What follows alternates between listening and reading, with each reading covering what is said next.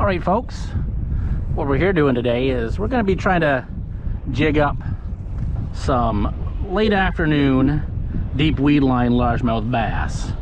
One of my favorite techniques for this is, as you can see right here, this is a Z-Man Turbo Cross. And I have that on a weedless football shaped jig. All right, it's got the screw in right there, and then you rig it weedless Texas rig like that. That's going to work that down in 12 to 14 feet of water. Now, as you can see here on my screen, I'm working this here ridge. There's deep water on this side, 15 feet. Deep water on this side, 16, 18 to 20 feet.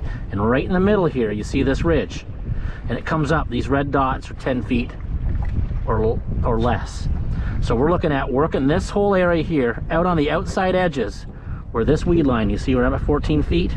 This weed line sort of dissipates right here at the 14 and up to 12-foot level. So I'm going to make my way across. You can see I've already marked some waypoints where I've hit some fish here before with the crankbait. And I'm following up with the turbo craw and see if I can't get some of those more neutral and negative fish to bite.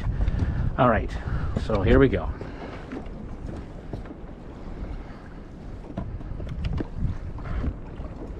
Gonna move in a bit tighter because I'm a bit off from my 14 feet. Where I'm gonna cast up into here should be into the 12, 13 feet depth level. And let that, it's a 1/4 ounce football jig with that turbo crow on there. And we're going to let that sink right down in the weeds. I'm going to kind of rip it out of there and see if I can't catch a couple of larges for you guys.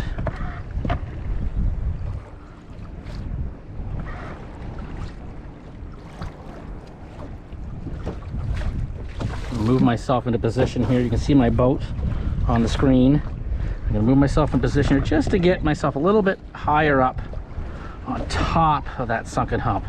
Not a very big hump, but it's significant enough that it does attract some bait fish. You can see how the bottom is coming up here right now on my screen, 12, 13, and as I'm coming into shallower water, and that weed line you're going to see is going to get significantly thicker.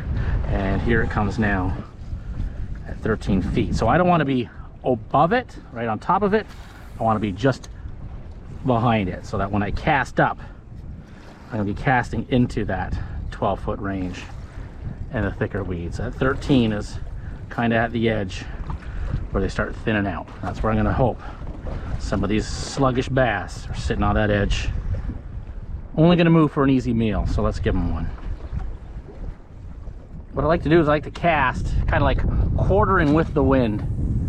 That way it's not going to be fully ahead of the boat when I'm drifting left to right. So I'm not going to go all the way out here and drift towards it. It's kind of like when you cast in a moving river or in a stream and you cast quartering with the current. And so that when you bring it back to yourself, it's coming back against a little bit of pressure, but not going to be dragging it the whole way. I still got a little bit of control to be able to drop that jig and let that jig just go slack without dragging it all the time.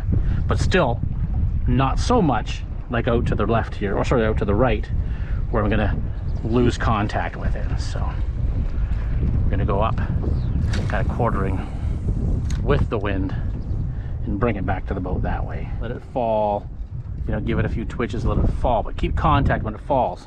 If I'm constantly moving straight towards it, then I'm gonna lose contact with it. And sometimes the bites can be pretty subtle. We aren't fishing for those aggressive, hard crankbait bites. Oh, we just missed one right there. That's what we're talking about. Just light bites. And the fish aren't going to just grab it and run away with your bait. Now you can grab an aggressive fish. Why not? If there's an aggressive fish down there that would have grabbed a crankbait, it's going to grab this jig and run with it.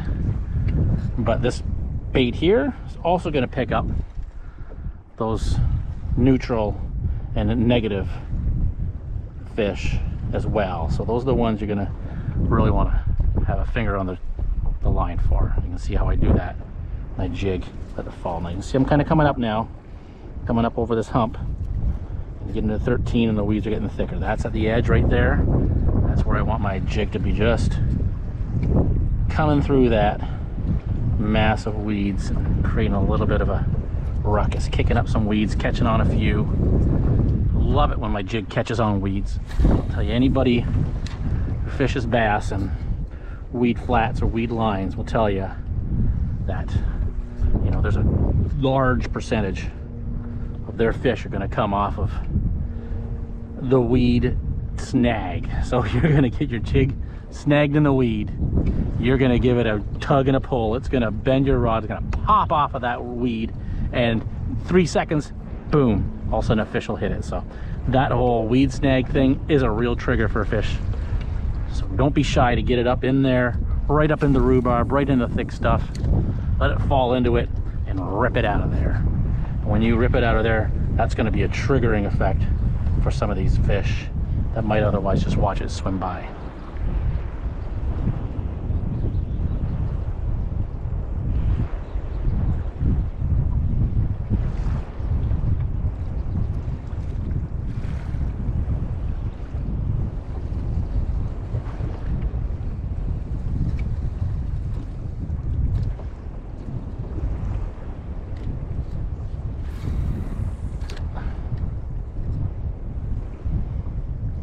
So I don't really do a really long cast.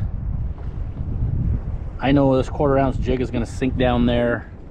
It's going to hit the top of those weeds at 8 feet in about 7-8 seconds. So I let it get down there, and by that time I got a good contact with it the whole way down, and I can just snap through those weeds a couple of times. A little more to the vertical style, actually, if you want to kind of assess it that way. That if I cast really far out like that, then I'm going to end up dragging that lure straight through the weeds this way. It's just going to catch on weeds. It's just going to catch as it keeps coming. If I cast short, my jig's going to come up through the weeds a little more, drop down the weeds, and I have a more of a vertical presentation. Not totally vertical jigging, because we're only in, now we're sitting in 9-10 feet of water, or the top of the weeds are at 9 and 10, the bottom of the lake is at 12 feet. So you're not going to be like vertical jigging right under the boat. There's a fish right there. Light bite. And this looks like a nice largemouth bass. All right. Right where we wanted him. All right, here we go. Come on.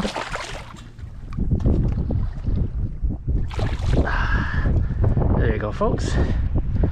Nice largemouth bass on the Z-Man Turbo Craw. All right, let's put this puppy dog back. Bye. And that, folks, is how we do it. Let's mark that spot just for record keeping sake. Well, let's see if I can't find another one in here. Told ya, light bite, laid back fish, and that's who we're after right there. There's one. Well, folks, looking at my graph here, you can see here's the weed line again we're looking for, right here at the 12 foot. And that's what I want to hit with my turbo craws and jig it down into these holes that you see along the way. Pull them through that. That's what's going to trigger my strike. Now, one thing I really like about having my GPS and having my graph with the overhead map is I can see where the wind has drifted me over top of this hump. And if I want to run parallel to that, I move myself out to the side, and I'm going to hope, as long as the wind hasn't changed, I'm going to drift parallel to that, and I can move over 20 feet. The next time I'm going to stop here, and I can drift over and go parallel to the last place I went. All right, so picking up where we left off, we are tossing our turbo craw on a football jig right on this 12-foot weed line. That's at the edge of this sunken hump from Z-Man. I'll tell you what, these baits are really great. They're tough. I can catch 50 fish on one of these and still put it back in the bag and use it again next year. One of the downsides to Z-Man and their Elastec technology is they don't play well with others, so you do got to keep them in their own tackle tray. I prefer just to keep them in the bags themselves. They won't melt other plastics if you keep them separated. And there's a fish right there. Oh, and I just lost him. You son of a gun. All right, you see? Anytime you feel a tick on the rod, set the hook.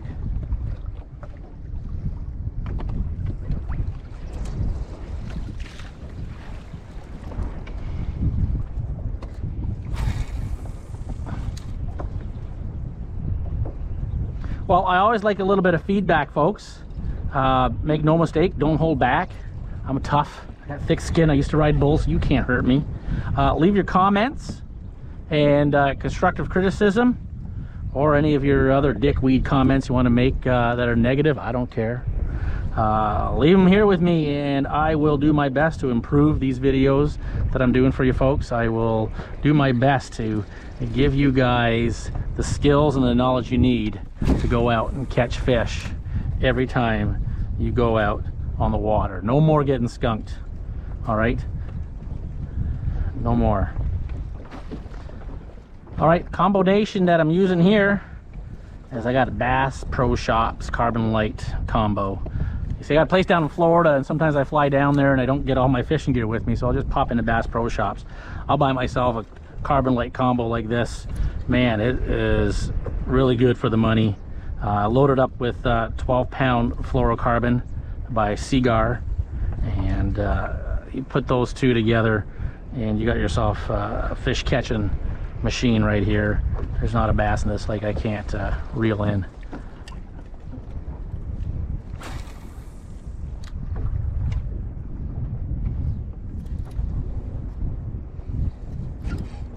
Oh, I thought I had a hit there.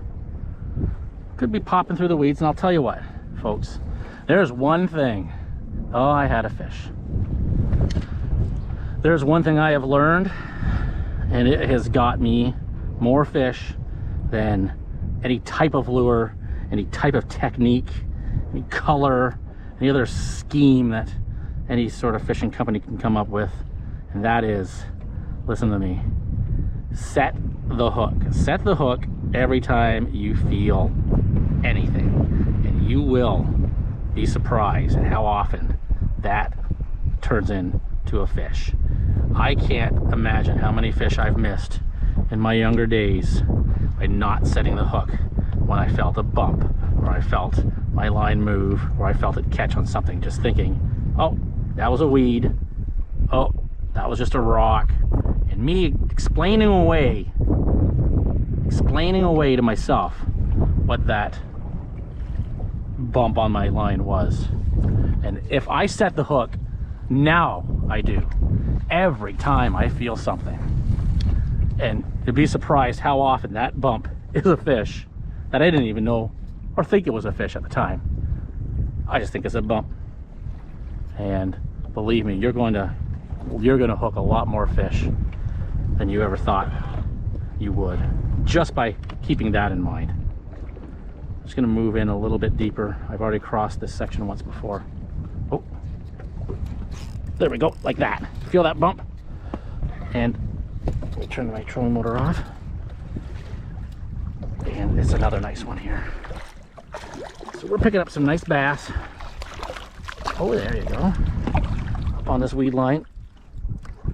There we go. Another fatty. Another fatty on the craw. All right. Yeah, big boy. Adios. And that's what I'm talking about, folks, right there. 100%. You feel that bump, you set the hook. And listen, there's nothing embarrassing about it at all. I'll tell you what, if it's a weed, so what?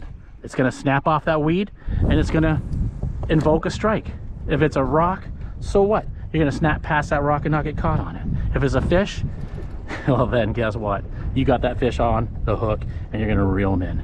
Let's see if we can't get another one here for you folks.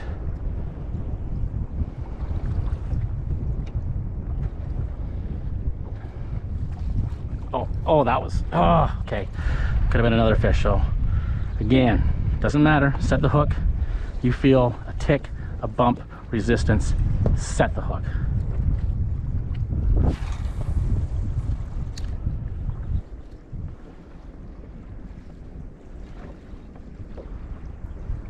Coming up to the end of this hump again, so you can tell I took my boat off and I boated around and took the wide way around as not to disturb the fish that are on this hump, and then come back in and drift over. And again I say, oh,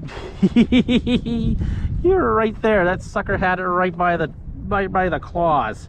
Well, this Z-Man has got this elastic, and if a bass grabs onto that, well, even if he doesn't let go, it's going to give you some stretch before it pops back on you. And that's exactly what happened there. I just had somebody grab that turbo craws right by the claw and stretch that sucker out on me.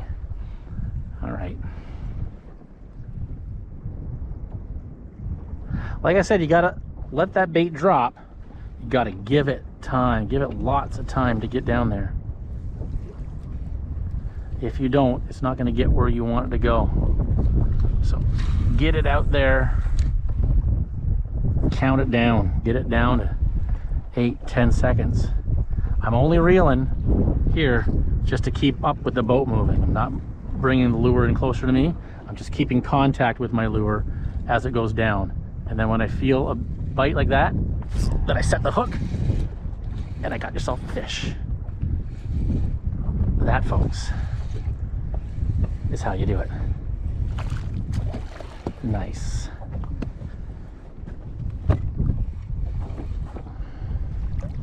You were here. All right, let's get this bad boy in the boat. Well, folks, that's how we're doing it at Canadian Cowboy Outdoors. Nice hook set. We got the turbo craw and the football jig. Another 2-pound bass. Ladies and gentlemen, thanks for joining me today on Canadian Cowboy Outdoors. Hey, listen, don't just watch someone else catch fish. Learn how and do it yourself. Kiss them goodbye.